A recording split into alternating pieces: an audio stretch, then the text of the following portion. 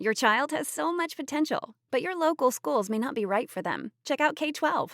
K-12-powered schools are accredited tuition-free online public schools for students in kindergarten through 12th grade. This is not your typical homeschooling. With state-certified teachers specially trained to teach online, your child will learn at their speed, at home, with innovative, engaging technology. Join the more than 3 million families who have chosen K-12. Go to k12.com/podcast today to learn more. That's k12.com/podcast. Oh, she do me, oh, she do me. I don't want no dead black woman. Oh, she do me, oh, she do me. I don't want no sugar in my coffee. It make me mean, Lord, it make me mean.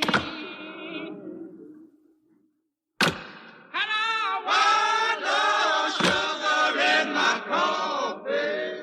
It make me mean, Lord, it make me mean. Warning. Each episode of Real Life, Real Crime, the podcast, will contain descriptions of acts of violence or of a sexual nature and are for people that are 18 years or older. Heed my warning, people. Welcome to this episode of Real Life, Real Crime. I'm your host, Woody Overton, and we want to thank everyone for tuning in and listening. Today, we're going to be talking about David and Christina Constance, a husband and wife team who raped children, including their own, but many different children for many years.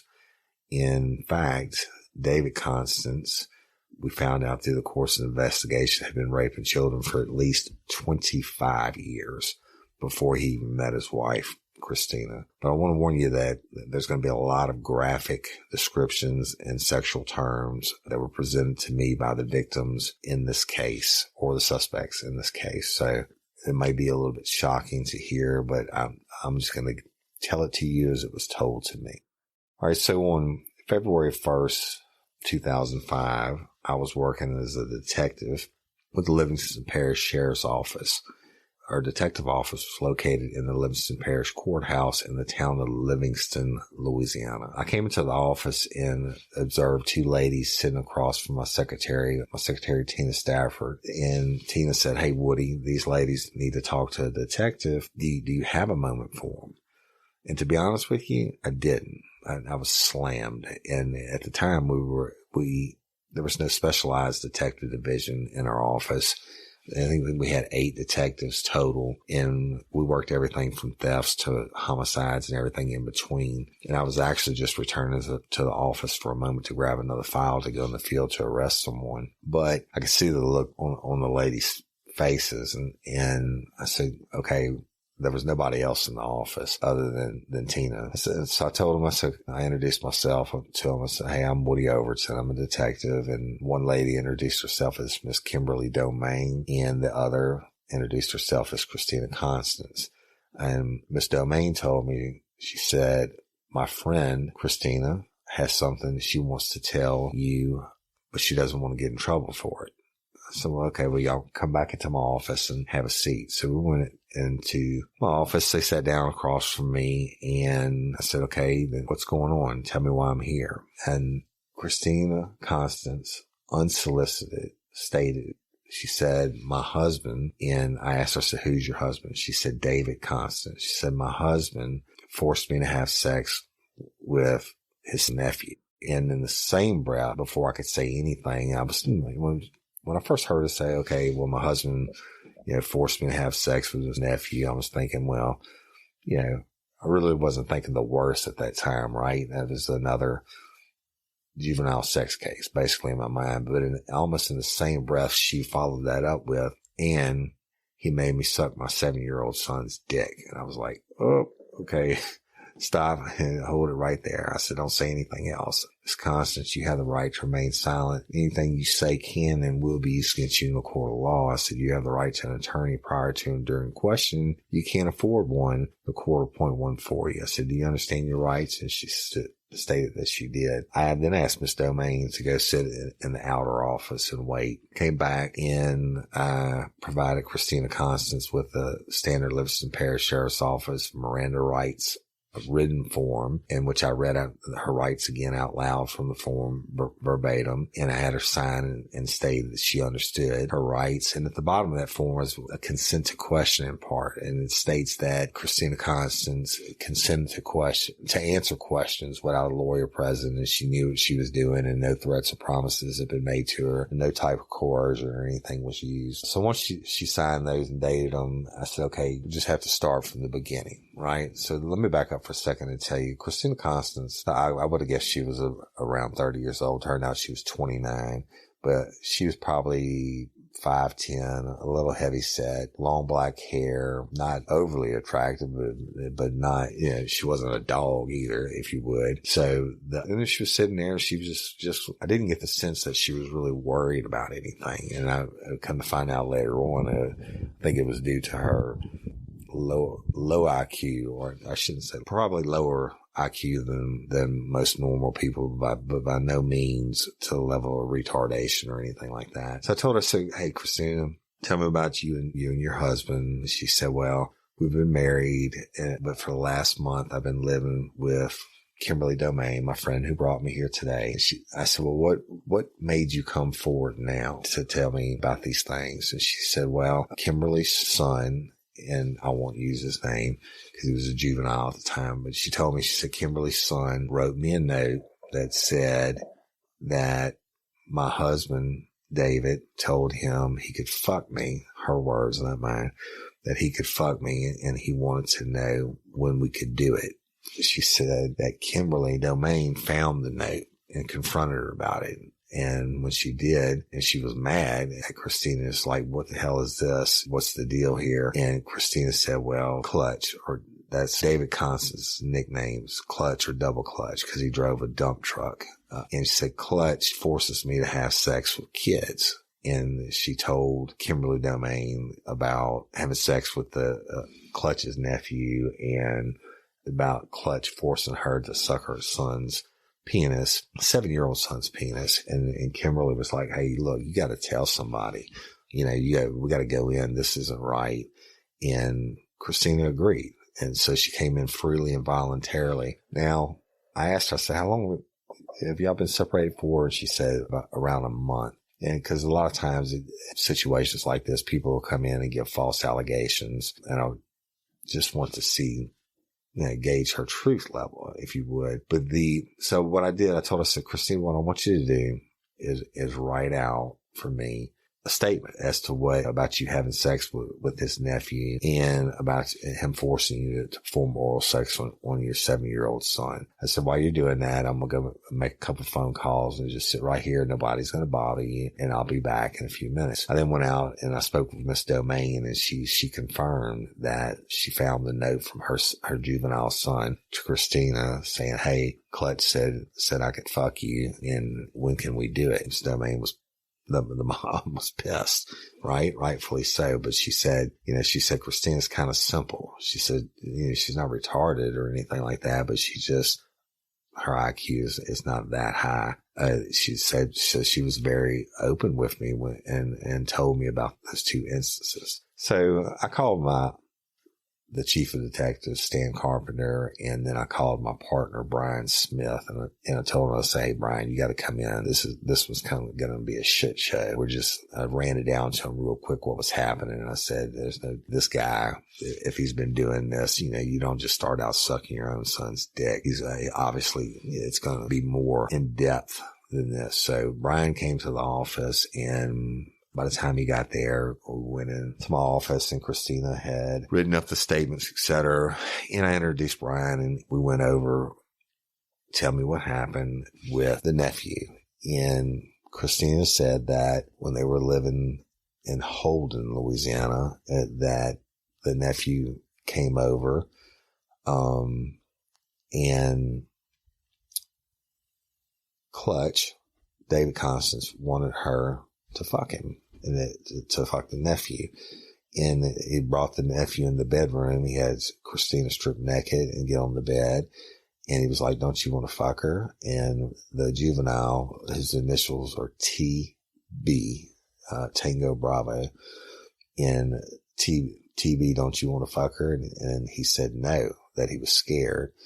And then TB went into the bathroom and he came back out. And David Constance was like, come on, you don't want to fuck her? You're a pussy. You don't want to fuck her? Look at it. She's naked. And then David Constance started to masturbate him through his pants, etc., and then forced him to undress and then get on the bed with Christina. And they laid side by side, and Christina stated that they started to kiss and French kiss, and then they were side by side and they had sexual intercourse, and that the boy didn't last that long, and he ejaculated inside of her. I then asked her, I said, well, tell me about him forcing you to, suck your son's penis. And you see, in cases like this, you can't let your emotions show naturally. This is hard to hear. I guess as an old detective, you become desensitized to it, but I'm looking at her, I'm engaging with eye contact, etc., like I'm genuinely concerned and I'm on her side, if you will. And I'm conveying all this through body language and being in a non-threatening manner. And she stated that she woke up in her bed in the middle of the night because she felt movement in the bed, and that the 7-year-old son was in the middle of the bed. It was a big bed. She was on one side. The 7-year-old son was in the middle. And then David Constance was on the other side when they had gone to sleep. But she woke up because there was movement in the bed. And she looks down and she sees David Constance performing oral sex. She said a blowjob. She said he was giving my son a blowjob. And when I said, what are you doing? She said that David grabbed her by the head of the hair and forced her down to her son's penis, erect penis, believe it or not, if a 7-year-old can get erect, and forced her to perform oral sex on him. And where she said he forced me to suck his dick until he was finished. So I told Christina, I stopped her and I said, look, we have some things that we're going to do. We're going to ask you to sit tight. I said, I'm going to get a statement from Miss Domain, a written statement, and then send her home. And I said, you're not under arrest, but, we have to look into this. So I went out and had Brian get the statement from Miss Domain, and we ran a criminal history on David Constance. The criminal history showed that he had been arrested and pled nolo contendere, which is basically guilty. You're not stating that you're guilty where you could be sued civilly. So he pled nolo contendere to contribute into delinquency of a juvenile. So based off of Christina Constance's statement that she observed her husband performing sex on their 7-year-old son, I obtained an arrest warrant for David Constance for aggravated rape, which in the state of Louisiana, aggravated rape is penetration, no matter how slight, whether it's oral, anal, or vaginal person. I think at the time it was under 13 years of age. Now it's 12 years or under. And so we had that the arrest warrant made, and we also obtained a search warrant for David Constance's residence because Christina stated that he did have some type of child porn or she believed that he had some type of child porn in the residence. And we went out, knocked on the door. It was a trailer in a trailer park. Knocked on the door, and there was a large Alaskan husky, almost looked like a wolf. I'll never forget it, but that was growling at the door, etc. And David Constance came to the door, and I observed him, and I thought, this guy looks like a little troll, right? Certainly not handsome or anything like that, but he was short, a little bit of beard and mustache, and just, I wouldn't even call him plain looking, if not ugly. But so he opened the door, and when I told him, I see you, David Constance. He said, yes, my name is Woody Overton. You're under arrest for aggravated rape of the 7-year-old juvenile. And he's like, oh, I don't know what you're talking about, et cetera. My wife left a month ago. She's just trying to do this to get back at me, et cetera. So I stopped him. I said, listen, man, I advised him his Miranda rights. You have the right to remain silent. Anything you say can and will be against you in a court of law. You have a right to an attorney prior to and during questioning. You can't afford one, a court will appoint one for you. And I said, I'm not trying to question you at this time. So we have a search warrant for your residence. And then we'll be taking you in to book you. And if you want to give a statement, you can give a statement at that time. And so we searched the residence. We found stuff. We found some computers and things like that would have to be sent off for analysis. And, we found some porn, like barely legal teen hustler magazines and stuff like that, but nothing that was outright obvious child porn. But we took him in and he kept stating that this was all his wife trying to get back at him, and he didn't know what she was talking about, et cetera. And we booked him on the charge. Then we continued our interview with Christina Constance and discovered that they had been having sex they had had sex or some type of sexual contact or molestation with 13 different kids since they had been married, just since David and Christina had been married. And that these kids, a lot of them now, because it's been going on for so long, a lot of them now would have been adults. So it was our job to find the ones who weren't adults yet and get them to what we call a CAC, or Child Advocacy Center forensic interview, in which the victim or alleged victim would go in and have a trained professional forensic child interviewer find out, or if the child will talk, find out what did or didn't happen in the case. But our problem was that this case was so massive because there were so many different potential victims and so many different parishes spread all throughout Louisiana, that what happened was David Constance MO, or his modus operandi, was he would befriend families that were very, very poor. And whenever he had moved to a new town, he'd find a family that had kids in the age range he liked to offend against. And he would befriend them and become good friends with the parents, and then take the kids for candy or hamburgers or whatever. And then eventually lead up to where the kids would come spend the night at his house, and where he had more control, and he would groom his victims as it went along and ultimately lead up to the sexual acts. But so he used his position and his friendship with these families. And these people, some of them are just simple salt of the earth people. None of them were educated. And most of them didn't have jobs, et cetera. And so when David Constance would come in and buy their kids things or buy them the family meals and stuff like that, and then when he offered to take the kids for the whole weekend, I mean, that was a great break for the family, right? So that that's 2 or 3 days that they wouldn't have to worry about feeding their kids. I mean, that's just how poor they were. And I mean, these families must have thought they hit the jackpot when, Clutch shows up and starts buying meals and taking the family places, et cetera. And I'll go into more detail in a little bit on some of the specific victims' families, but when I say they're short of being homeless, there's no way a person could be poor, and there's no way that the general consensus of the victims, there's no way they could be any less educated. I mean, just most of them were on disability. All of them were every one of them was on welfare or public assistance, et cetera. So we go back, and like I said, we're talking to Christina Constance, and we start a general timeline of what happened and how she came to know David Constance, et cetera. And it turned out that David was with Christina's older sister in a relationship when he was 18 and Christina was approximately, I think, 9 or 10 years old. And David started having sex with Christina, or actually they were raping her when she was that age. And it went on until she was 14 or 15. And David Constance had Christina convinced that they were in love, etc. And they actually ran away together in 1991.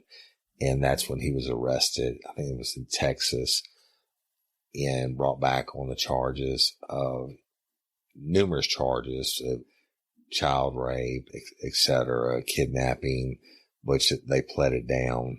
Great legal system pled it down to one count of contributing to a delinquency of a juvenile, to which he pled no low contendere, and that's it. So they went on from there, and I guess the family dropped it because they figured she was old enough and as a teenager or whatever. I don't know. I don't understand it, but the certainly, I know for a fact that just to the profile of that type of pedophile, he didn't just start out with Christina. He probably had been molesting people for years before that. And then he used his relationship with Christina's older sister to have her in age range that he liked to offend against. And he was able to groom her and bring her along. And then when they ultimately ended up getting married, the crimes escalated, and he groomed her to bringing other kids into the situation. And we were able to find 13 victims that were still juveniles, but Christina accounted for over 20 victims that they had some type of molestation or rape or intercourse with or inappropriate actions with since they had been together, since they had been married. Women, have you ever had one of those days where everything just feels off? Like you're stuck in the middle of a mystery and you can't solve it? Your energy's crashing, your mood's swinging like a suspect in an interrogation room, and no matter what you do, nothing adds up. Well, Cindy has been there, and sometimes the real culprit is hiding in the shadows, is hormonal imbalance. Here's a twist. More than 1,000 hormone disruptors are living rent-free in our world, lurking in our food, our air, even our skincare. And when hormones go haywire, it can feel like you're trapped in your own personal true crime story, especially during premenopause or menopause. But here's the good news. This is the one case you can crack with Hormone Harmony by Happy Mammoth.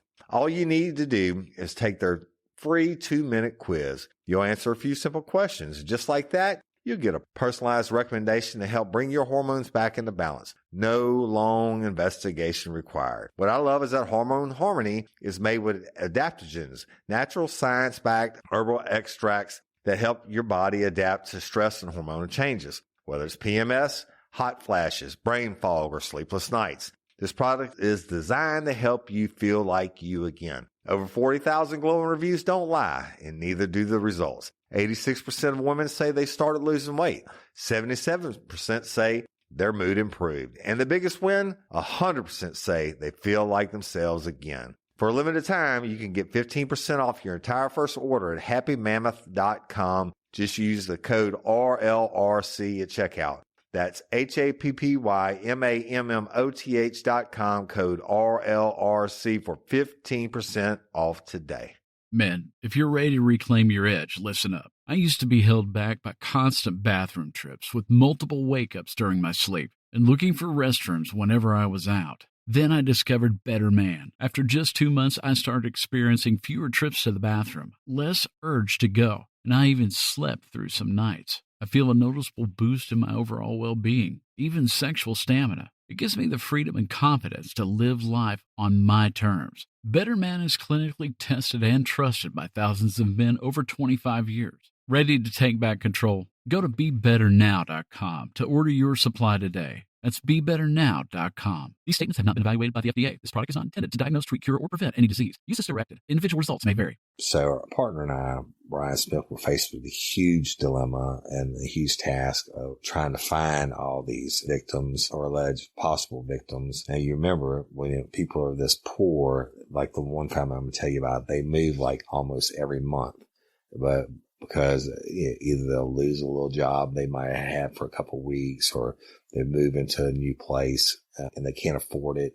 So they get evicted and they move from parish to parish. And a lot of times a lot of the victims were even out of state. We had no way of finding them. So some of them, Christina couldn't even tell us who the names were.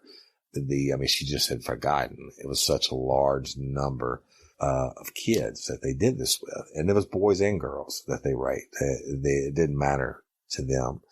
And David Constance, Double Clutch, used Christina as bait in most cases, or used her to facilitate these rapes.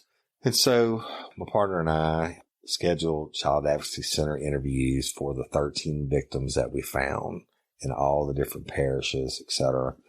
And during the CAC interviews, a child is brought in and they're not introduced to the police. And they get straight into the room with a forensic interviewer, and it's set up like a little playroom.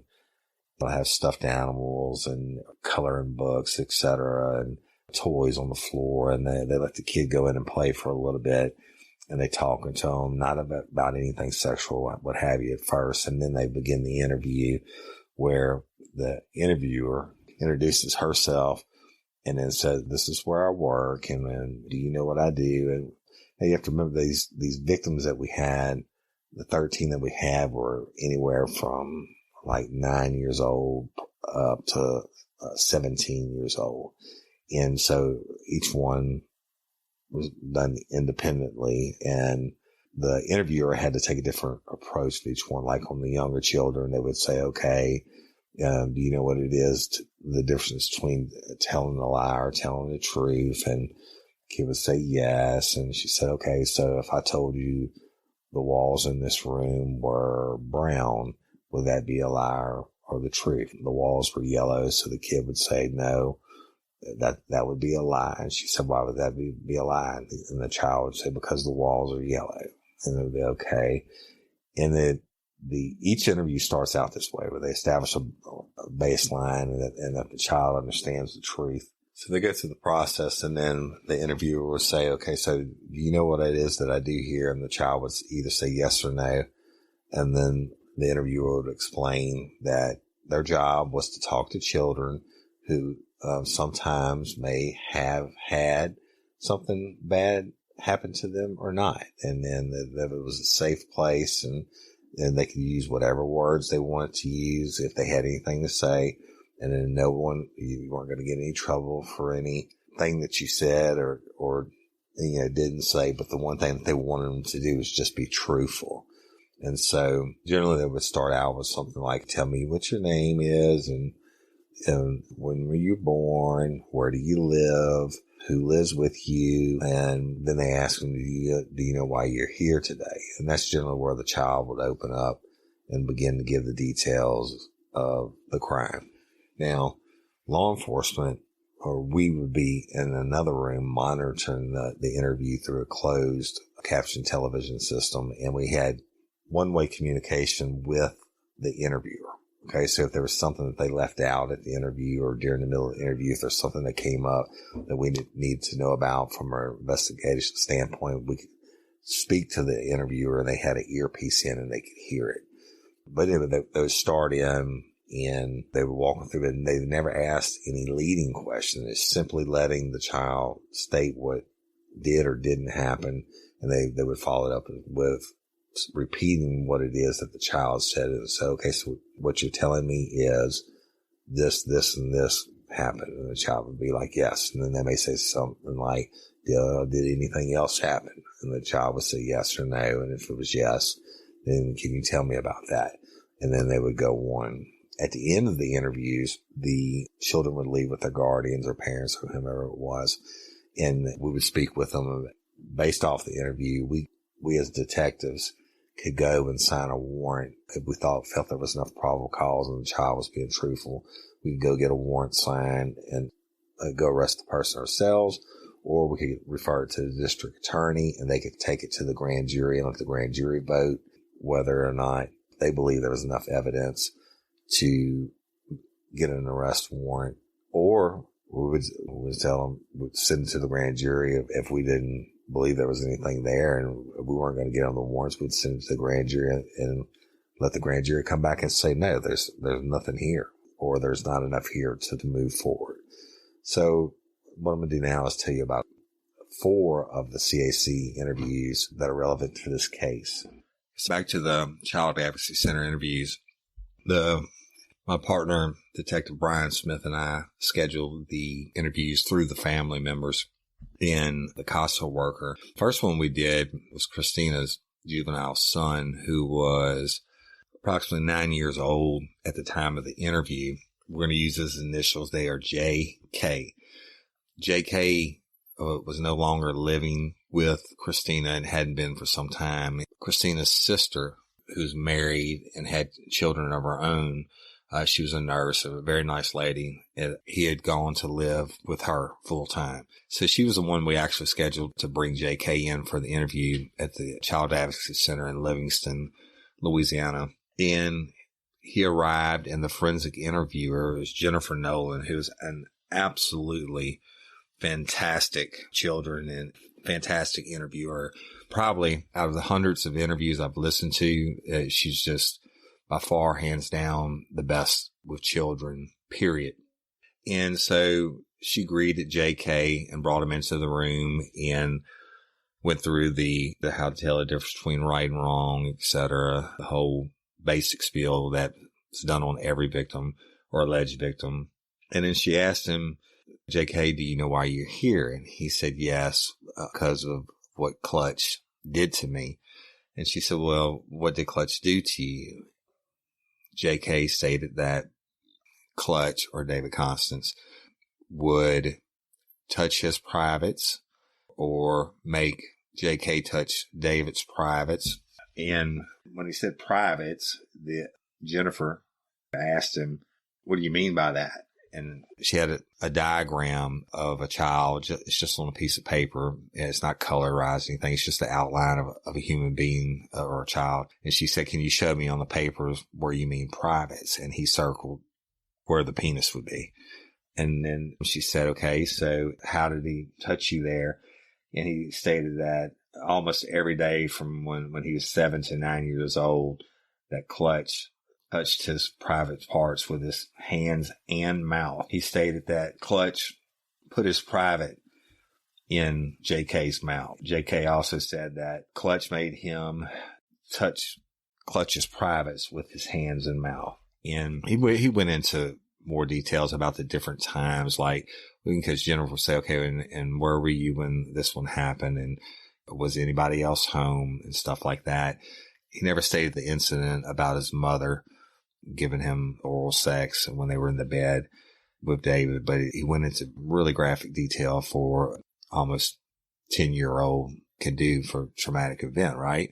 So I'm sitting in the room with my partner watching this, and I just want to go kill this guy. This kid is I think he was in the 4th grade at this time, straight A student since he got out of the house with his mom and moved in with his aunt. You know, straight A student, very well spoken, you can see his intelligence level probably far surpassed that of his mother, Christina Constance.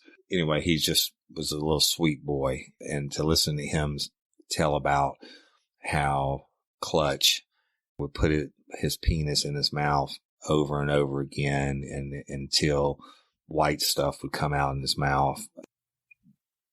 Yeah, it was tough to listen to.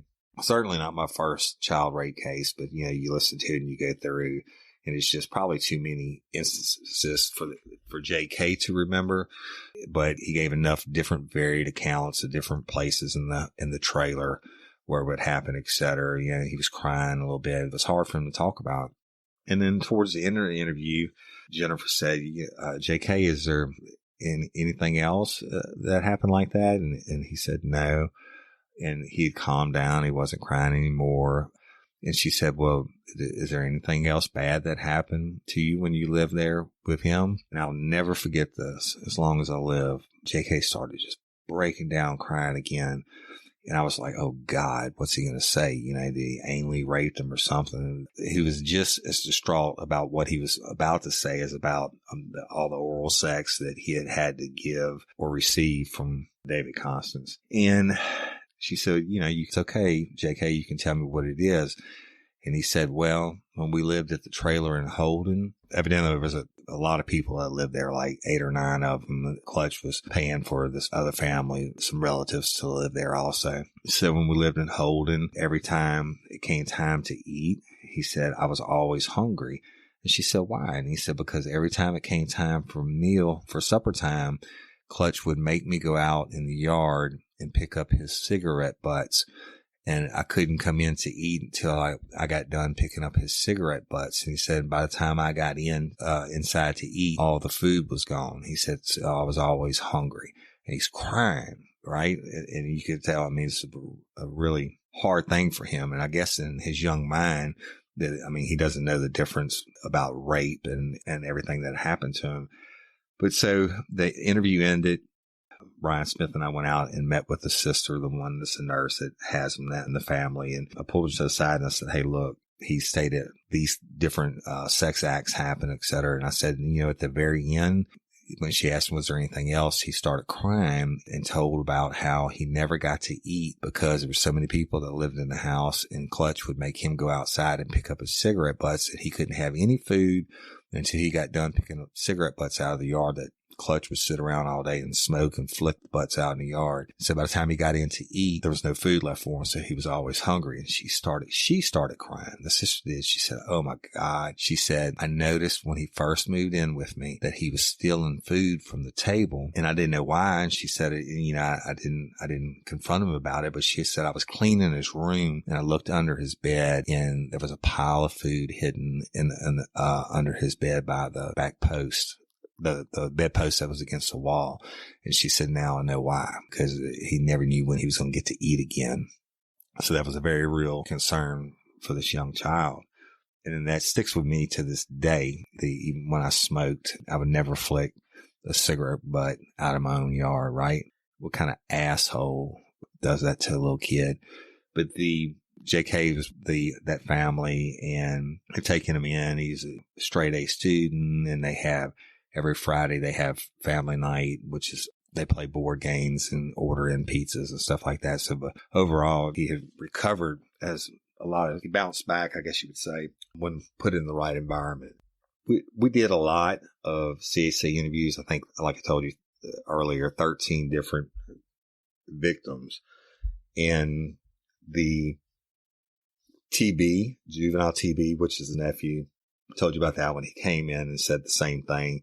It was Jennifer Nolan that did it, and they went through the process, and he stated that Clutch would invite him over to eat or take him to get a hamburger or say, hey, TB, you want to take a ride in my dump truck? He was like, yeah, he thought that was the coolest thing.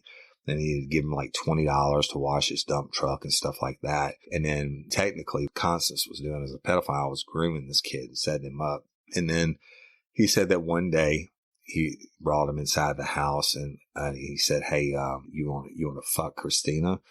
And he said, no, I don't want to. And, I don't want to fuck her. And Clutch started harassing him, calling him a pussy, and he's saying lots of ugly and mean, threatening things to him, and calling him a fag and a homo. And then had Christina go in the bedroom and get naked on the bed, and he brought him in there and he started rubbing on him through his pants. And the TB said he was scared. He was frightened, but he said he wanted to go to the bathroom. So he went to the bathroom. He said he was looking for a window to jump out of, and there wasn't one. The trailer window in the bathroom was too small for him to get out of. So he knew he had to come back out. And when he did, Clutch forced him to take his clothes off and then get on the bed and have sex with Christina. And he stated that he got on the bed, like I said earlier, and, they started kissing, and they were laying side by side and naked, and then they had sex. It's the same profile on how Clutch, even that he was related to him as his nephew, it's the same thing. It was a poor family. The TB's father was poor. I think he was disabled, et cetera. So anytime he would get to go over to Clutch's house, it was a big deal, and it was an ease of burden on the family. So that, again, it's the same profile. The next two victims I want to talk about, initials are JF, who's white female juvenile, and KF. And they were very, very poor. And I think in the time that this case went on and we spoke to them and went to visit them later on with the district attorney, et cetera, They lived in like 5 different residences and they had nothing. And the family members were like mentally handicapped and the parents and stuff like that, public assistance, welfare, what have you. But they were sweet kids and they were brother and sister. KF was the brother. JF was the younger sister. And they stated that numerous years ago that Clutch had befriended their family and started buying food for them and then taking the kids places and stuff like that. So, in fact, KF stated at one point that David Constance actually lived with their family for a short period of time. And then after he moved out, he would come and get KF and get him to spend the weekend with him at wherever it was he was living at the time with Christina. And during this time, he said that David Constance made KF suck David's dick, Clutch's dick, and that Clutch would suck KF's dick. This is all during the CAC interview. And so he's saying the words, right? He's a very poorly educated, simple child. I mean, he wasn't a child. He was a bit older, a young teenager, I guess, 14, 15. And he said it happened all the time and that Clutch made him fuck Christina. And that would happen every time. And he said, one time that Clutch pinned him to the wall and put his dick in his butt. And he said it hurt. He said, but I kept clenching my butt to make his dick pop out. And when he was holding me against the wall, he said, I kept telling him, Clutch, it hurts, and don't do that to me. But he kept doing it anyway, until, Clutch came or finished. And this happened, over a long period of time. Now, JF, KF's little sister, started staying with them at some point in 2005 on the weekends. When JF came in for her CASA interview, she maybe 11 years old, something like that, flat chested. I mean, she looks like a child, right? And she stated that in 2005, she'd gone to spend the night at Clutch's house in Livingston, and Christina was there, and that they took her into the back bedroom, and he took her pants off and put his penis inside of her. She didn't say penis, she said put his dick inside of me, and she said it hurt and made my bottom hurt real bad. And Christina watched the whole thing. And she kept telling him, she said, I was crying. I kept telling him to stop, but he kept doing it. And she related several more instances, including that Christina and her put on a lingerie show for Clutch. That Christina actually took her in the room one time and said, let's try on these panties, let's try on this bra, and let's go model them for Clutch. And it ended up that Clutch performed some type of sex act on her and had Christina do the same thing orally and tried to penetrate her again vaginally, etc. So the list of victims and the CAC interviews just go on and on and on. Like I said, we did approximately 13 that I know of that I can remember. And it basically was always the same story, that David Constance got them over and alone with Christina, and either they both had sex with the kid, or like one female juvenile evidently was already sexually active and she had sex with Christina. And when David tried to join in, he got mad because she wouldn't let him. She was like 14. She was willing to have sex with Christina, but not with David. And it just went on and on. There's other family members that he did. And like I said, even Christina, he started raping her when he was dating her older sister. So there were 13 that were still juveniles. There's the reason I'm telling you this, and it'll become clear in a minute. 13 different juveniles that we were able to draw up warrants for and charge with David and Christina Constance, either singularly or in joint on the charges for what they did to these kids. And we kept piling on the charges as you can imagine. These interviews took, I think we worked like 30 or 45 days straight, just doing CAC interviews and finding witnesses, etc. And so during this time, the assistant district attorney assigned to the case, his name was Leanne Malinar, and I was keeping her briefed on the case as it went along. And because the aggravated rape charges had to go before the grand jury. In the state of Louisiana, aggravated rape can carry up to the death penalty, which in the history of the state of Louisiana, there's only been one person that's ever been charged with a death penalty for raping a child. under 13. So this was potentially a landmark case, and the fact that we had this wide range of victims from many different jurisdictions, et cetera. But the briefing, Brian and I, my partner, would brief Leanne on a regular basis. And once we wrapped it up, it became time to bring it to the grand jury. Even though we had probable cause to make the arrest warrants and charge them with things that we did, there were a lot more charges that the district attorney wanted the grand jury to weigh in on because of the life imprisonment. Aggravated rape is going to either be life in prison without parole or the death penalty. Aggravated rape of a child or a person, an elderly person, it doesn't apply in this case. So anyway, we're talking to Leanne, and she's all fired up. She was pretty new as a prosecutor. I think she was very intelligent, but this is her first big case. So it came time 2 days before the grand jury, and I was in her office. She said, look, I'm meeting with Scott Perilou, who's the district attorney for the 21st Judicial, and Charlotte, who was Charlotte Hebert at the time. She's now a judge in Livingston. She said, I'm meeting with them tomorrow. We're going to discuss the death penalty before we go to the grand jury the next day.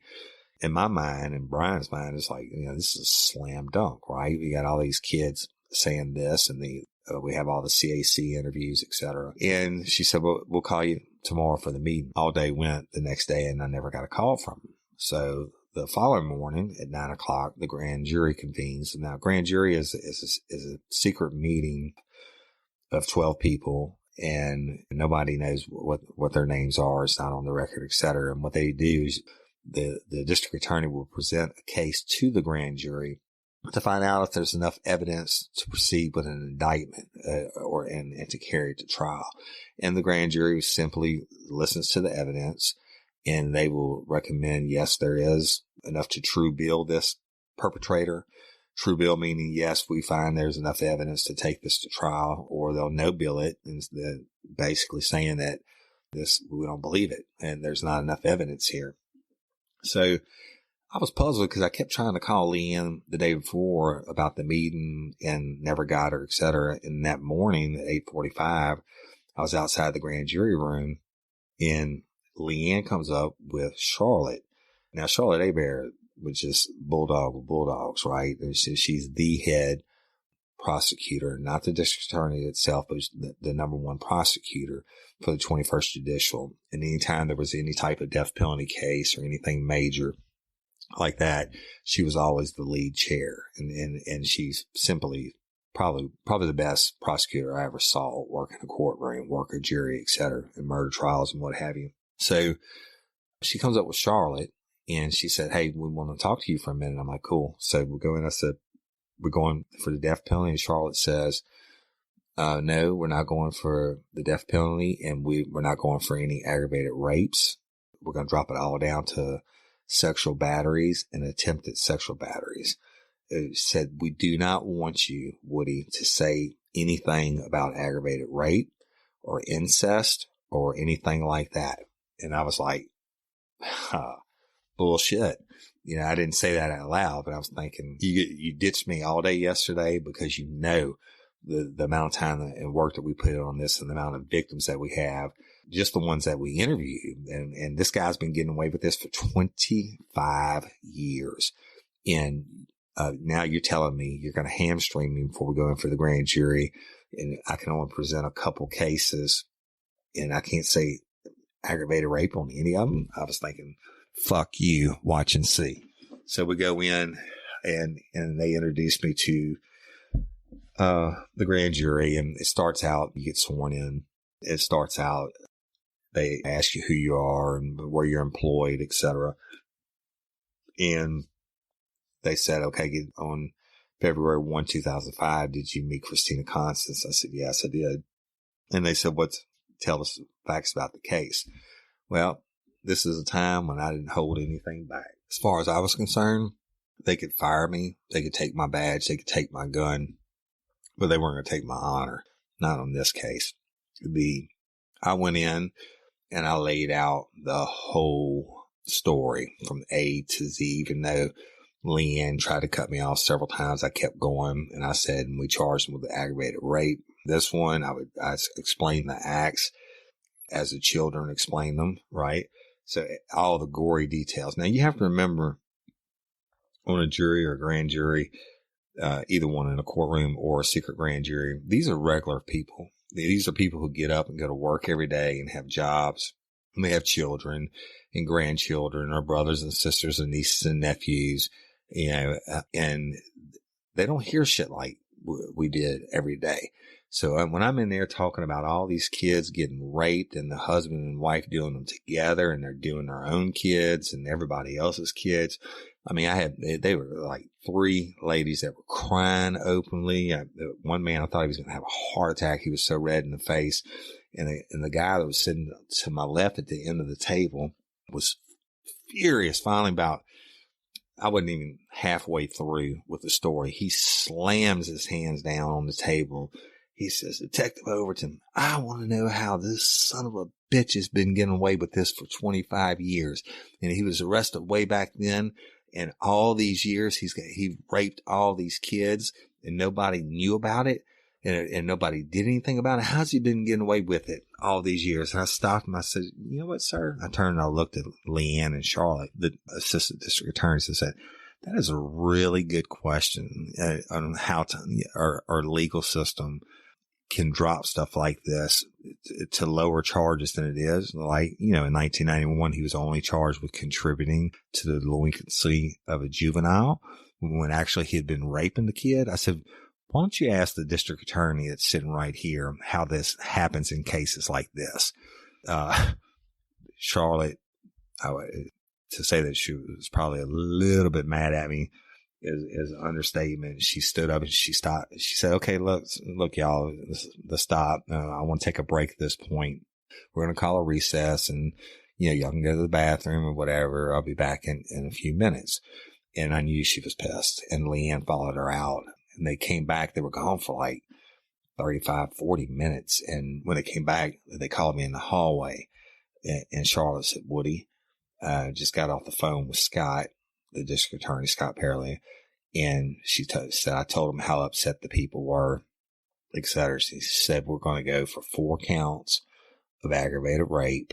And she said, "We're only going to do 4, the 4 victims, TB, Christina's son, and JF and KF." And so I said, "That's fine. I mean, I'm good with that." I mean, how many life sentences? Oh, she said no death penalty, right?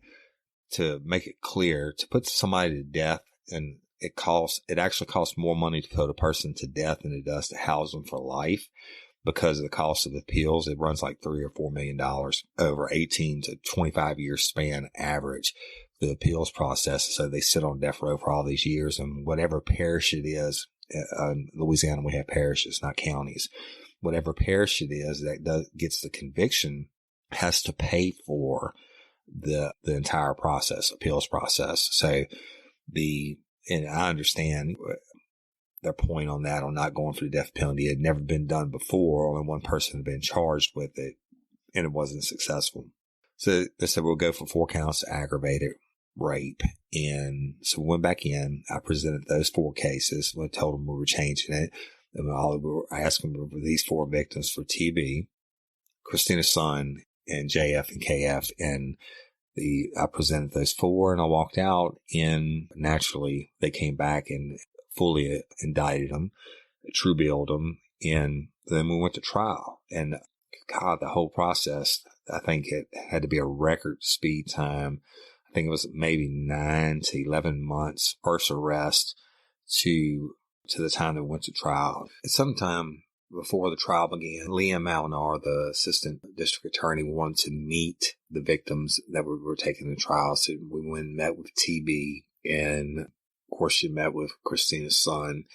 And then we went to meet with JF and KF. And they had moved, JF and KF's parents had moved again. So it was a real chore in actually finding them. And the only way we found them was through Department of Social Services. We found out where they were receiving their welfare at, food stamps, and went to meet them. And it was a little bitty, like single trailer, almost no furniture in it. At the time, Liam was like 8 months pregnant, or maybe even more. She was about to give birth, right? So we go in. And I introduced her to the kids and to the family and everything, and such simple, good people, but in telling you how they think and how their thought process works. Their mother was like, "Oh Lord, we love you, Mr. Woody, and we love you, and we're so glad to see you again. And that double clutch, he sure was something. And I never let nobody touch my babies again. My babies will never go stay with anybody again, ever, Mr. Woody. I'm telling you, ever." She said, "Unless you want to bring them to your house, Mr. Woody, they can go stay with you. I like you. We trust you." And I was like, "Oh God." In the middle of it, little JF she's staring at Leanne and Leanne's pregnant stomach. And she says, "Miss Leanne." And Leanne turns to us and said, "Yeah." She says, "Miss Leanne?" She said, "Yeah, Jeff, go ahead." And she said, "I got a question for you." And she said, "What's that, Jeff?" She said, "Is that Mr. Woody's baby in your belly?" And I about fell out on the floor laughing. And I don't think Leanne turned beet red. She was like, "No, that's my husband's baby in my belly."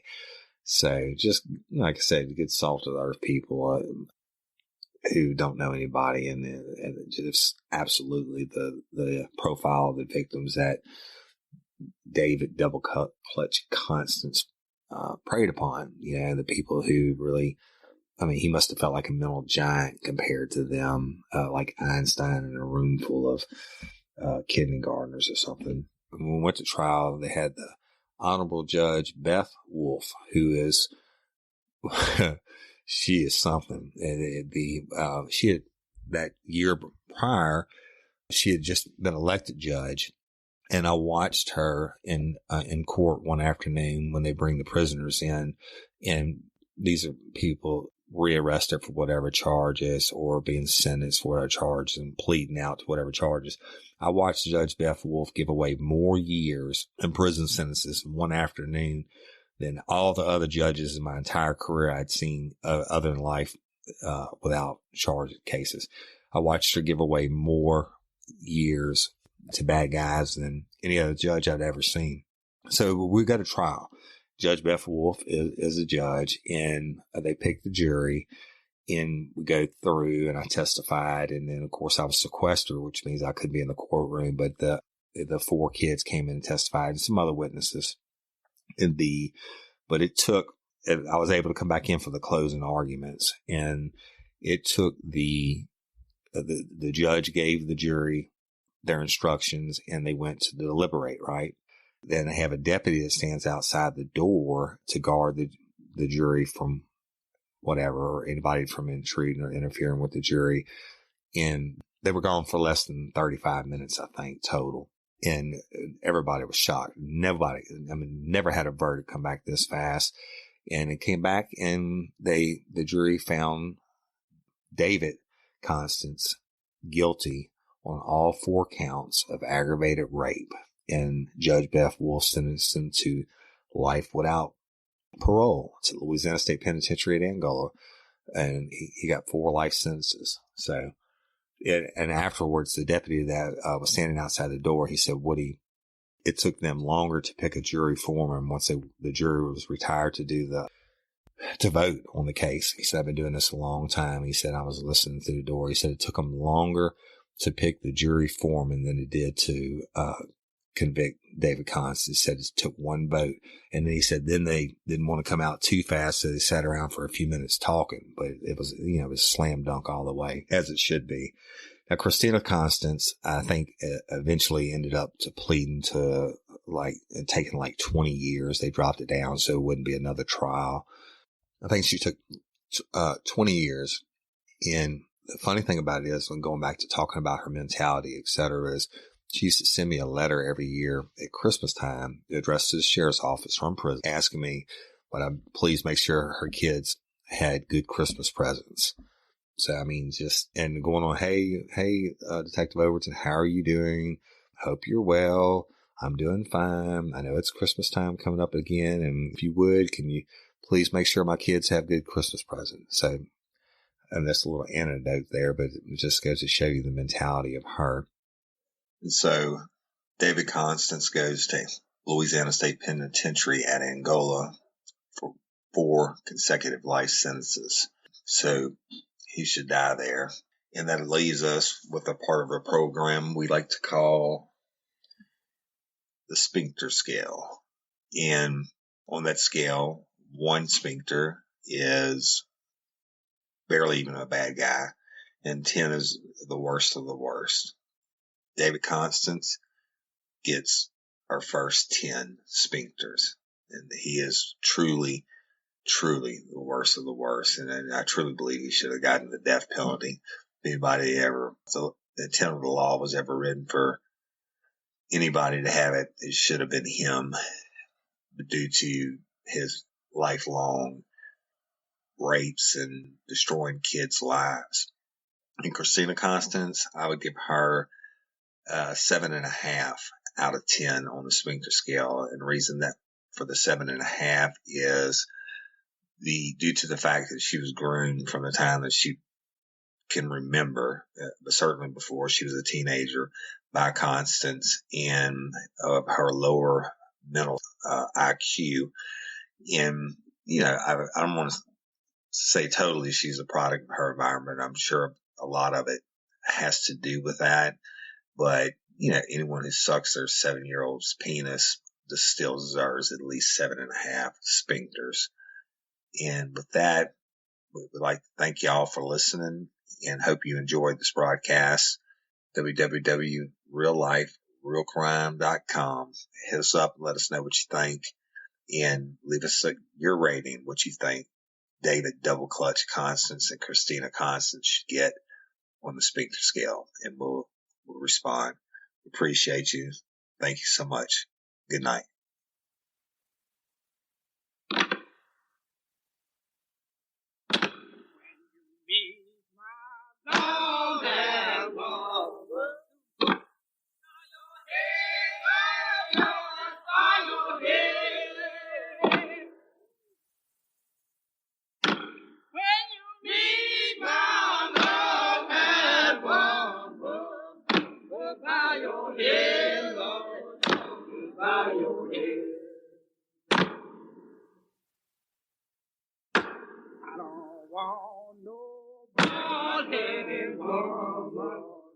Oh, she do me love. Oh, she do me. I don't want nobody, mama. Oh, she do me, Lord. Oh, she do me. Oh, now. Pack your body bags. We're going on a slaycation. Tim, what's a slaycation? A slaycation is a murder or mysterious death that happens while you're on vacation. If you like to mix humor with horror and travel, Join me, Kim Davis, and me, Adam Tex Davis, and me, Jerry Colbert, as we look at the craziest slaycations that will have you asking, what the F is wrong with people? You can find Slaycation on Spotify or wherever you get your podcasts. just remember, getting away can be murder. Your child has so much potential, but your local schools may not be right for them. Check out K-12. K-12 powered schools are accredited tuition-free online public schools for students in kindergarten through 12th grade. This is not your typical homeschooling. With state-certified teachers specially trained to teach online, your child will learn at their speed, at home, with innovative, engaging technology. Join the more than 3 million families who have chosen K-12. Go to k12.com/podcast today to learn more. That's k12.com/podcast.